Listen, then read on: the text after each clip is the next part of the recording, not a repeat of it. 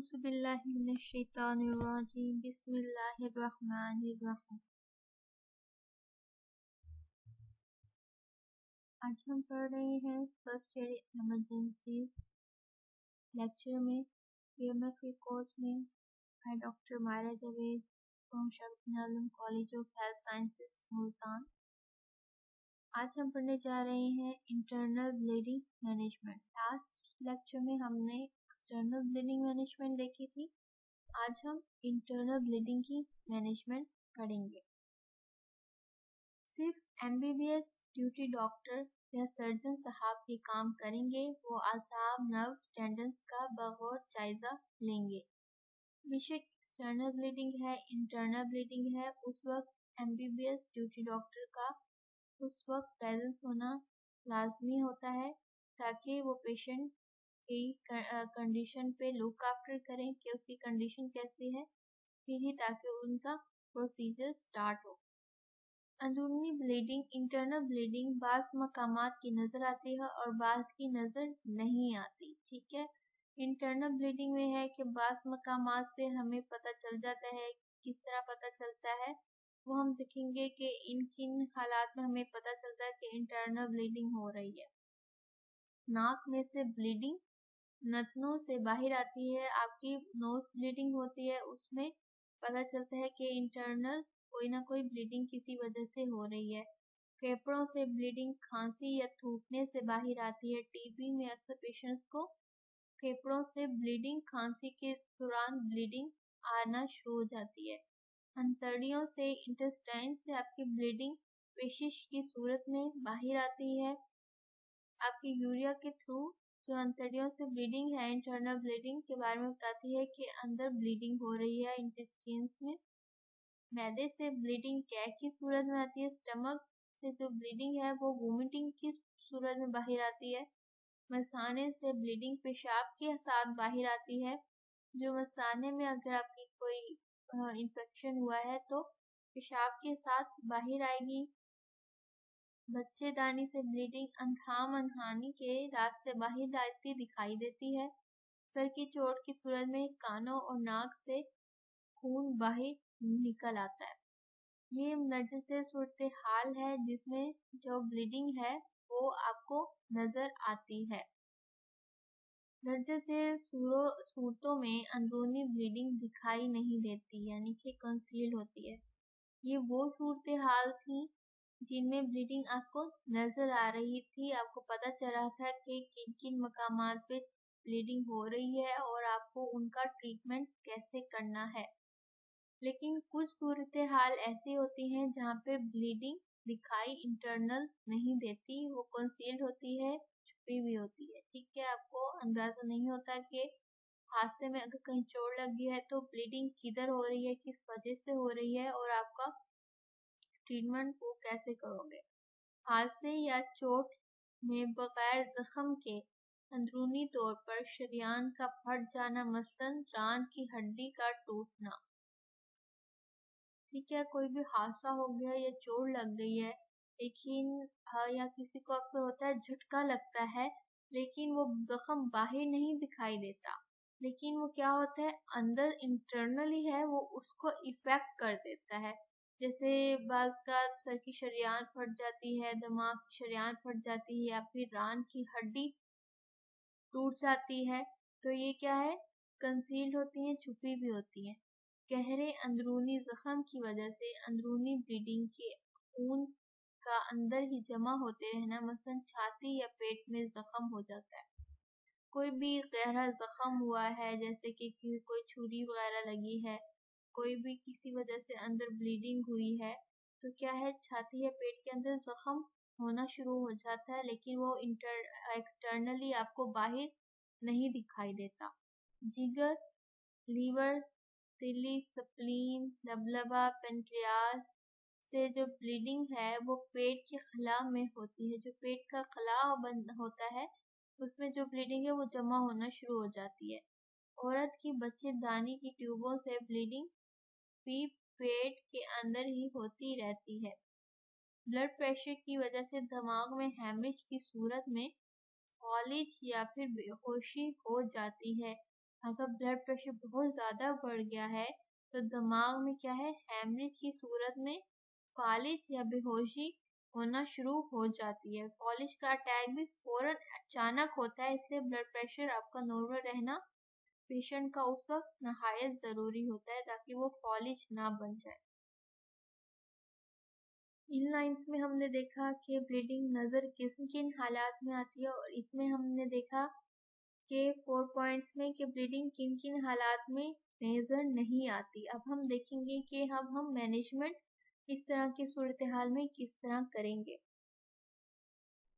اب ہم نے مینجمنٹ کس طرح کرنی ہے ایٹ اے ٹائم، جو ہے MBBS ڈاکٹر یا گائنیکولوجسٹ یا جو بھی جس طرح حالات ہیں اس وقت اس ٹائپ کے ڈاکٹر کا اس وقت ہونا موجود ہے۔ اندرونی طور پر کسی ضرب کی وجہ سے غیر زخموں سے بلیڈنگ آپریشن کے ذریعے روکی جا سکتی ہے۔ اگر کوئی بھی انٹرنل طور پہ کوئی بھی ضرب لگا ہے، کسی نے چھری چاقو مارا ہے یا کسی وجہ سے ایکسیڈنٹ کے دوران کوئی چیز لگ گئی ہے، تو اس کو ہم نے کس طرح روکا ہے، اور انٹرنل بلیڈنگ بہت زیادہ اور مسلسل ہوتی جا رہی ہے اور رکنے کا نام نہیں لے رہی، تو اس صورتحال میں ہم نے آپریشن، ہمارے پاس ایک آپشن ہوتا ہے کہ ہم آپریشن کے ذریعے ہی اس انٹرنل بلیڈنگ کو سٹاپ کر سکیں، روک سکیں۔ عورتوں میں ایکٹوپک پریگنینسی، عورتوں میں اگر ایکٹوپک پریگنینسی یعنی کہ بچے دانی کی ٹیوب پھٹ جائے، تو ہمیں بچے دانی کی ٹیوب پھٹ جاتی ہے تو اس صورتحال میں بھی ہمارے پاس ایک آپشن آپریشن کا ہی رہ جاتا ہے۔ اس لیے ایکٹوپک پریگنینسی میں ہم آپریشن ہی فوراً ڈاکٹر اس وقت ریکمینڈ کرتا ہے۔ بچے کی پیدائش کے وقت عورتوں میں پلیسنٹا پر یوریا یعنی کہ جو پلیسنٹا ہے جس کے اندر بچہ بڑھ رہا ہوتا ہے، اس میں جو کیا ہے، جو پلیسنٹا ہے اس کے اوپر بچے کے منہ پر آنا شروع ہو جاتا ہے، جو بچے دانی کے منہ پر کیا ہے، پلیسنٹا چڑھ جاتا ہے، جس کی وجہ سے جو ڈیلیوری ہے اس میں پرابلم پیدا ہوتی ہے۔ تو جو پلیسنٹا ہے جو ہم بچے دانی کے منہ سے ہٹائیں گے تو وہ ہم آپریشن کے تھرو ہی ہم اس پلیسنٹا کو دور کریں تاکہ ہمیں کوئی پرابلم، بچے کو نقصان نہ پہنچے۔ عورتوں میں پلیسنٹا آپریشن یعنی کہ وقت سے پہلے پلیسنٹا علیحدہ ہونے، یعنی کہ اگر ابورشن ہو گیا ہے کسی کا تو کیا ہے، اسے بھی ہم بلیڈنگ جو اور انٹرنل بلیڈنگ ہو رہی ہے تو اسے بھی ہم آپریشن کے تھرو ہی ہم ٹھیک کریں گے۔ عورتوں میں بچے دانی سے کسی وجہ سے شدید بلیڈنگ، مثلا ابورشن یا بچے کی پیدائش کے بعد بھی بلیڈنگ ہو رہی ہے تو بھی ہم نے آپریشن سے ہی اس کی ٹریٹمنٹ کرنی ہے۔ کسی عام بیماری میں بلیڈنگ بذریعہ مکمل علاج اور وقتی طور پر کلوٹنگ ایجنٹس میڈیسن سے ہی روکی جا سکتی ہے۔ Last time I tell you about the clotting agents جو بلڈ کو کلوٹ کر دیتے ہیں، انہیں جیل فارم میں کنورٹ کر دیتے ہیں لیکوڈ سے۔ یرکان کی وجہ سے خوراک کی نالی میں سے بلیڈنگ کو اندرونی طور پر کارٹری ڈایاتھرمی کی مدد سے ہی روکا جا سکتا ہے۔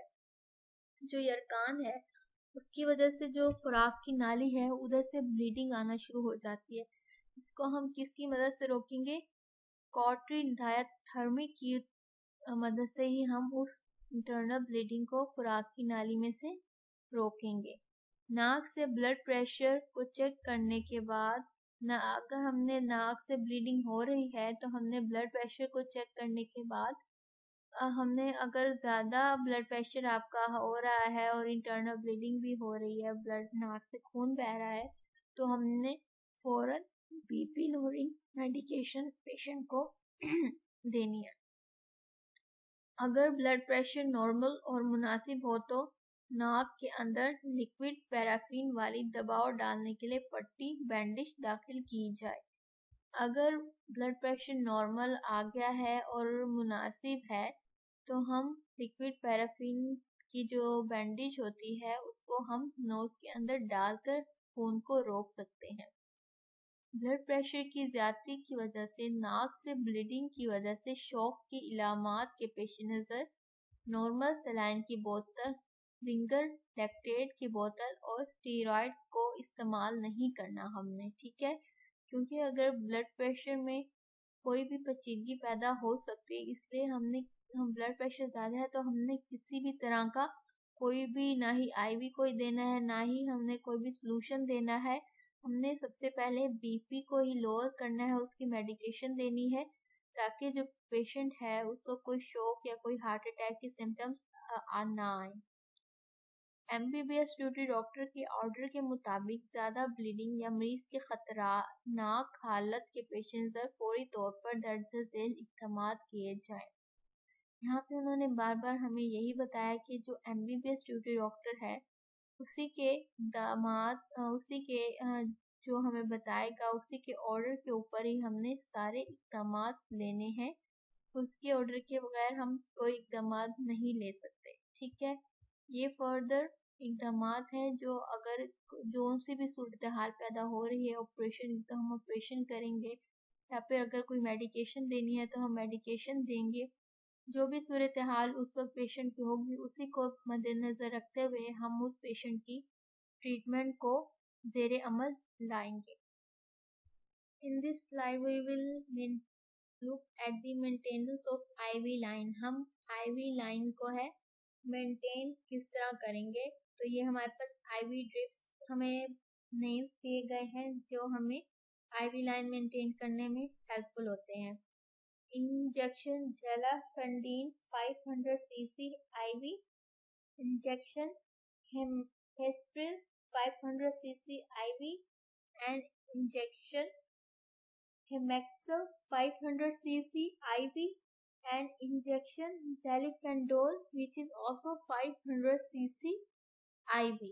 खून का इंतज़ाम होने तक कोई एक भी दस्तयाब हो ड्रिप बतौर हम ब्लड प्लाज्मा के तौर पर पेशेंट को लगा देंगे ताकि जो पेशेंट का अपना ब्लड है वो भी खुद बनाता रहे, पैदा होता रहे जब तक हमें खून दस्तयाब नहीं हो रहा। ब्लड क्लॉटिंग एजेंट्स, ये ब्लड क्लॉटिंग एजेंट्स हैं जो खून को जमाने के लिए उसको जल फॉर्म में लाने के लिए लिक्विड से यूज होते हैं। Which are the blood clotting agents? Blood clotting agents में हमारे पास आ जाते हैं इंजेक्शन एनारोक्सिल, इंजेक्शन एजिप्टल, इसमें ट्रॉनिज़ैमिक acid present है which is 250 to 500 mg IV. This is all are the IV line. Injection transamine tranexamic acid 250 to 500 mg. Injection vitamin K, injection Zetranix जिसमें generic हमारे पास है, tranexamic acid present है, injection हेमसैमिक, injection डिक्सिनन जिसमें तीनों में ट्रानिक्सामिक acid present है which is 250 to 500 mg और ये सब मेडिकेशन हम आईवी के थ्रू दे रहे हैं। इनमें से कोई भी इंजेक्शन हमें वक्ती तौर पर जो भी अवेलेबल होगा वो हमने पेशेंट के अंदर as a blood clotting agent के तौर पर हमने इंजेक्ट आईवी के थ्रू कर देना है। ब्लड ट्रांसफ्यूजन, अब आता है इम्पोर्टेंट पॉइंट कि हमने ब्लड ट्रांसफ्यूजन पेशेंट की कैसे करनी है, ठीक है। ब्लड ट्रांसफ्यूजन हम किस तरह करेंगे, आईवी के थ्रू करेंगे, जिसके लिए हमें ड्रिप ब्लड ट्रांसफ्यूजन की चाहिए होती है। एमबीबीएस ड्यूटी डॉक्टर साहब के ऑर्डर के मुताबिक मरीज का हमने सबसे पहले वो पेशेंट जो हमें पेशेंट को बंदा जो पेशेंट को ब्लड डोनेट कर रहा है और वो पेशेंट जो ले रहा है उस बंदे से, तो उनकी दोनों के ब्लड ग्रुप्स की हमने ग्रुपिंग चेक करनी है।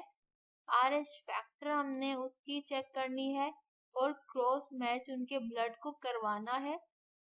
उसके बाद ही हमने सेहतमंद खून उस इंसान का लगाना है जो सेहतमंद हो और उसका ब्लड जो है क्रॉस मैच कर जाए पेशेंट के ब्लड से।